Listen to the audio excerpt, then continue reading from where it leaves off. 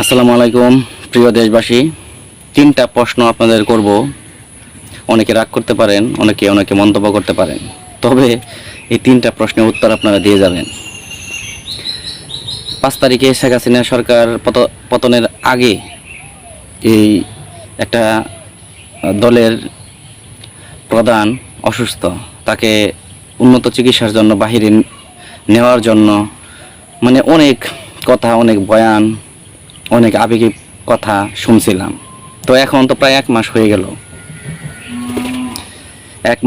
এখন তো সেই সরকার নাই। তো এখন কি চিকিৎসা করাইতে বাইরে নেবেন না? কেন নেন না?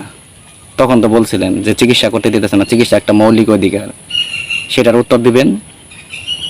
আরেকটা হচ্ছে যে যখন সরকার ছিল, তখন শেখ হাসিনা সরকার যখন ছিল, তখন আপনার বিদ্যুৎ যখন লোডশেডিং হতো, বিদ্যুৎ নিয়েও অনেক কথা বলছেন।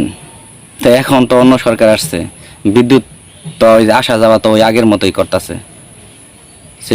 সেটা বিষয়ে এখন মন্তব্য তো কোনো দিকে শুনি না। ফেসবুকে অনেকে লেখালেখি করতো, অনেক নিউজ হতো, কিন্তু এখন তো সেই বিষয়টা শুনি না।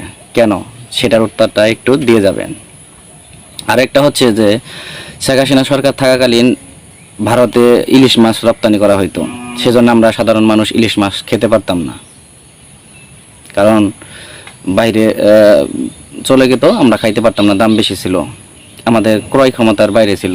এখন তার ভারতে ইলিশ রপ্তানি হচ্ছে না, ইলিশের দাম কমছে, আমরা ইলিশ খেতে পারছি, সাধারণ মানুষ খেতে পারতেছে। এটা কোথাকার সিন্ডিকেট? অন্যান্য মাছ যেখানে 200, 300, 400, 500 টাকা কেজি, যেখানে চাষবাস করা লাগে, মাছের পোনা কিনতে হয়, খাদ্য দিতে হয়, সব কিছু করতে হয়, তারপরে বাজারজাত করা হয়। কিন্তু ইলিশ তার ওইভাবে করা হয় না, শুধু নদী থেকে ধরার পরে, সাগর থেকে ধরার পরে আবার আপনার বাজারজাত করা হয়। এত দাম কেন? এই বিষয়ে তো আগে অনেকেই বলছেন, এখন এটা কি করবেন বলেন?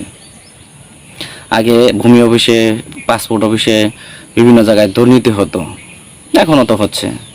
প্রমাণ চাইলে আমার সাথে আসবেন, আমি প্রমাণ দিয়ে দিব যে ভূমি অফিসে দুর্নীতি হয় কিনা। তো এই কিছু প্রশ্নের উত্তর আমার জানার খুব ইচ্ছা। এখানে যে কোনো ব্যক্তি বলতে পারেন, এই কমেন্টে জানাবেন। মানে এই প্রশ্নগুলোর উত্তর আমার খুব ইচ্ছা করতেছে, এই প্রশ্নগুলো জানার। যদি এরকম কোনো হৃদয়বান ব্যক্তি থাকেন, তাহলে প্রশ্নটির উত্তর দিয়ে যাবেন। ধন্যবাদ সবাইকে।